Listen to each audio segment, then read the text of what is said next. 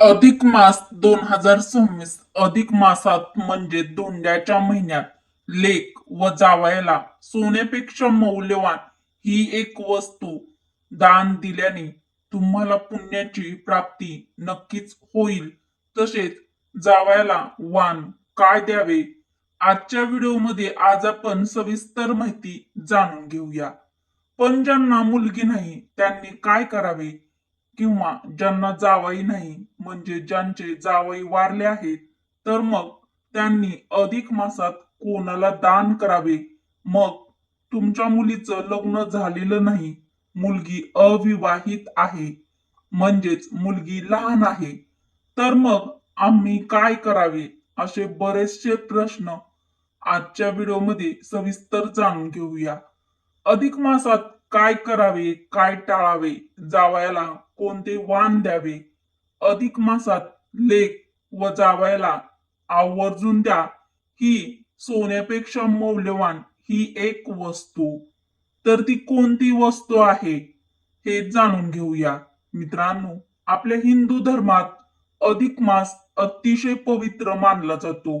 नवीन लग्न झालेल्या जोडप्यांसाठी हा महिना सर्वाधिक खास. सर्वात महत्वाचं म्हणजे हा महिना म्हणजे लेक व जावयाचे लाड करण्याचा महिना असतो. जाणून घेऊया की अधिक महिना जावयासाठी इतका खास का असतो. मित्रांनो, आपल्या हिंदू धर्मामध्ये पूर्वीच्या काळापासून अधिक मासामध्ये जावयाला सोन्याच्या किंवा चांदीच्या वस्तू दान देण्याची पद्धत आहे.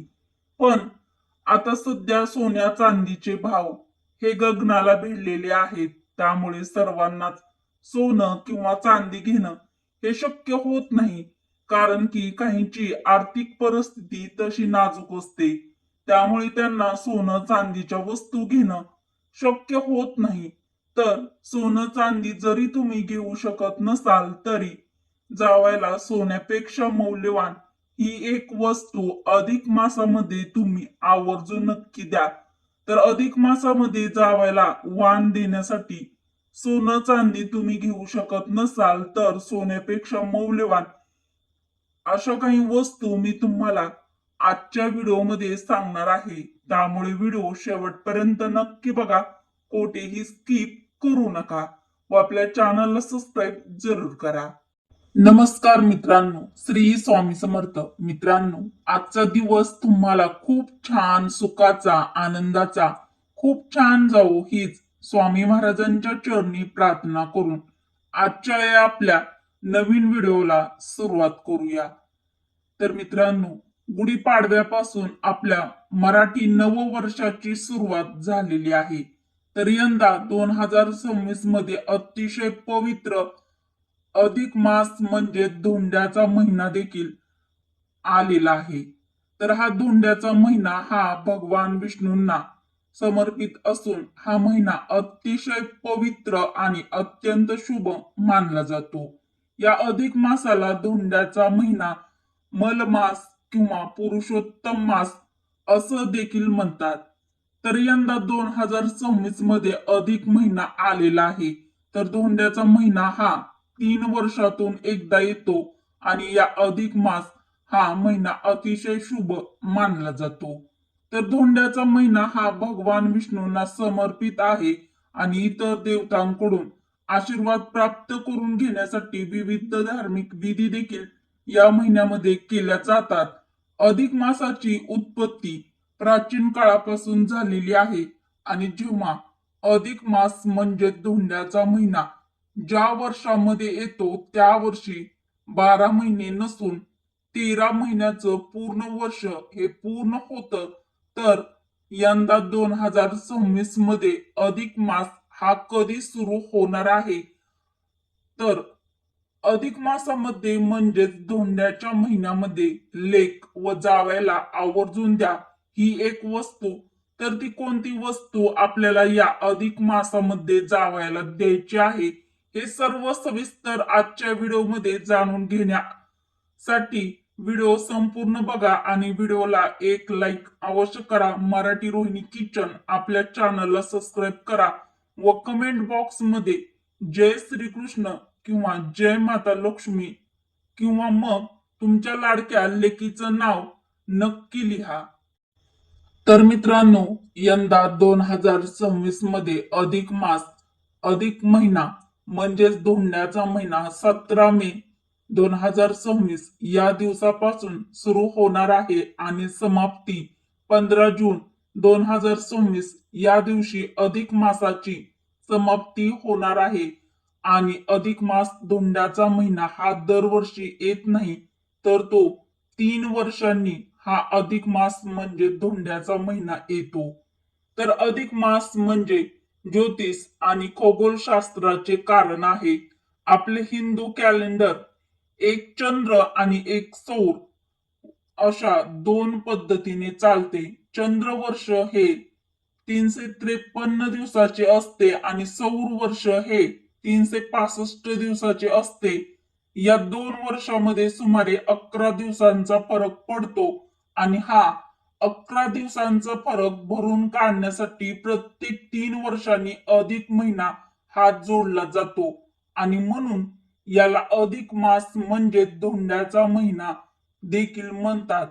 मित्रांनो, आपल्या हिंदू धर्मशास्त्रानुसार अधिक महिन्याला कोणताही स्वामी नसल्याने भगवान श्री हरी विष्णूंनी या महिन्याला आपले स्वतःचे नाव देऊन पुरुषोत्तम केले आहे आणि त्याचे महत्व देखील दुपटीने वाढविले आहे. हा धोंडा म्हणजे दगड.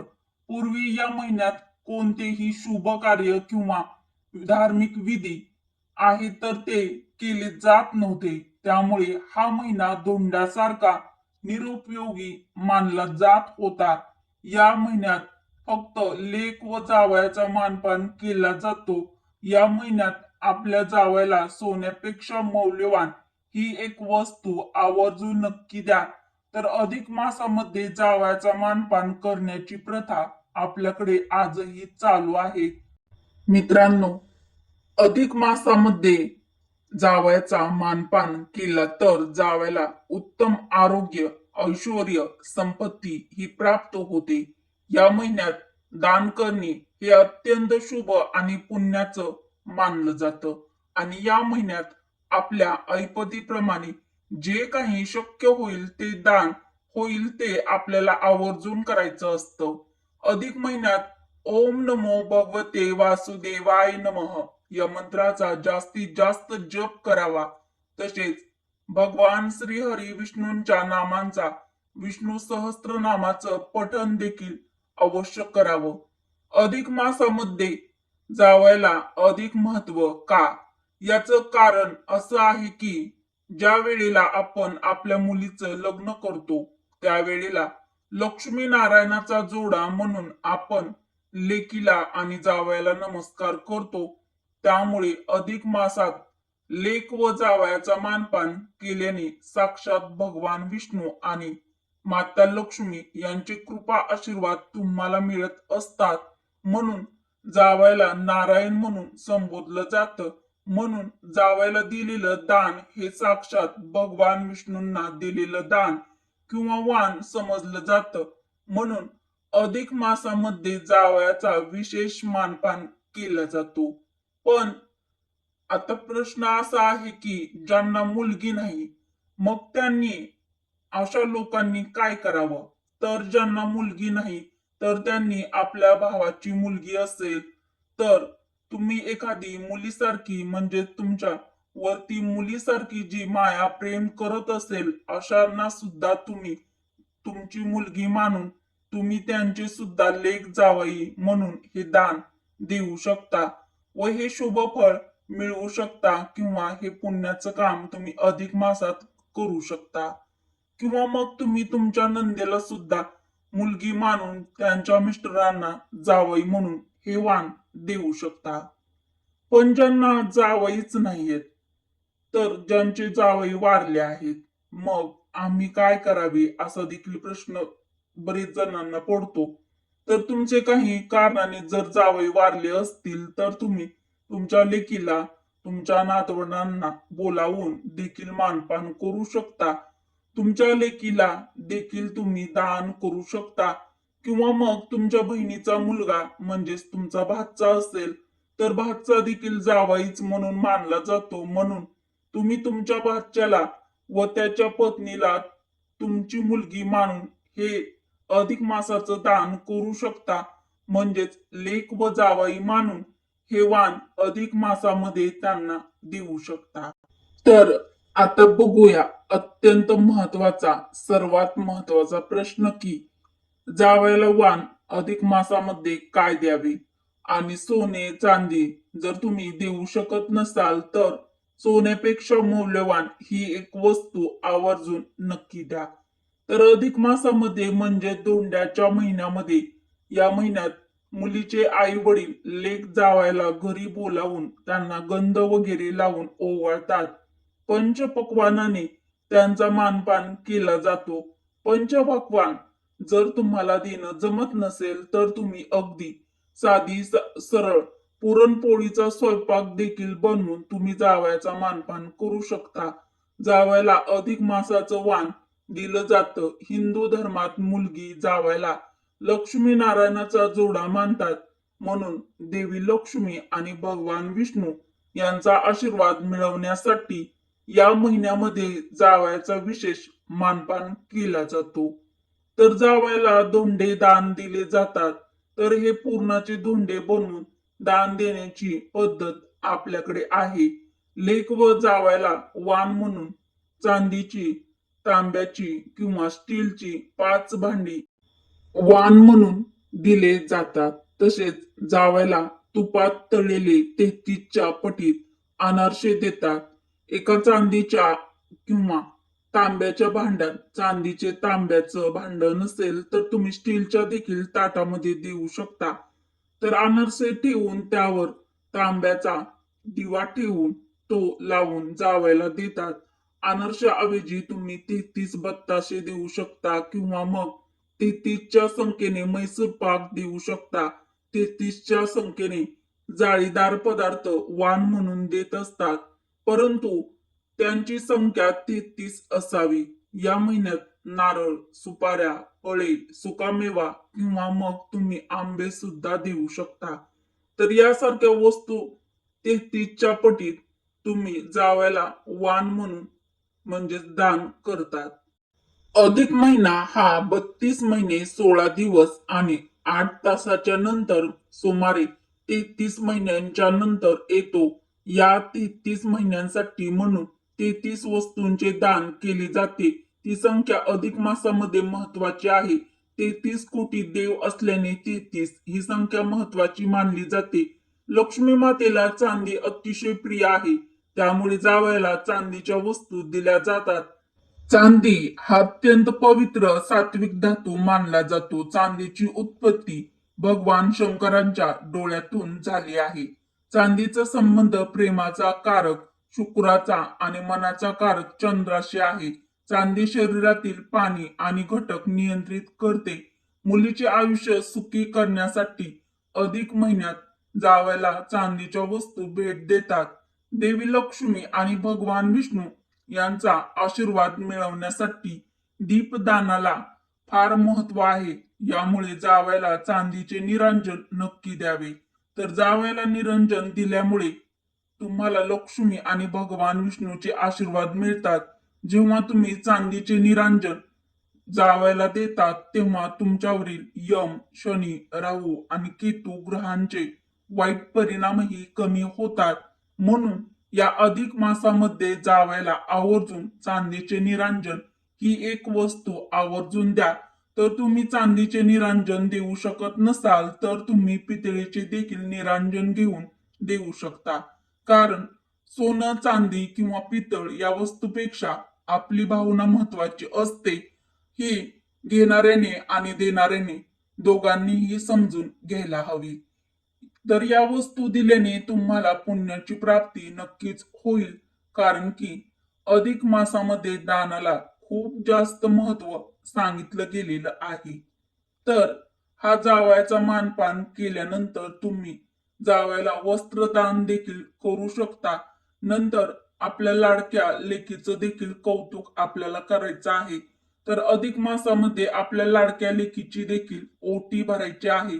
कारण अधिक मासामध्ये लेकीला लक्ष्मी म्हणूनच मानलं जातं. आपण इतर वेळेसही लक्ष्मीच मानतो. त्यामुळे आपल्या लाडक्या लेकीला देखील मानपान हा अवश्य केलाच पाहिजे.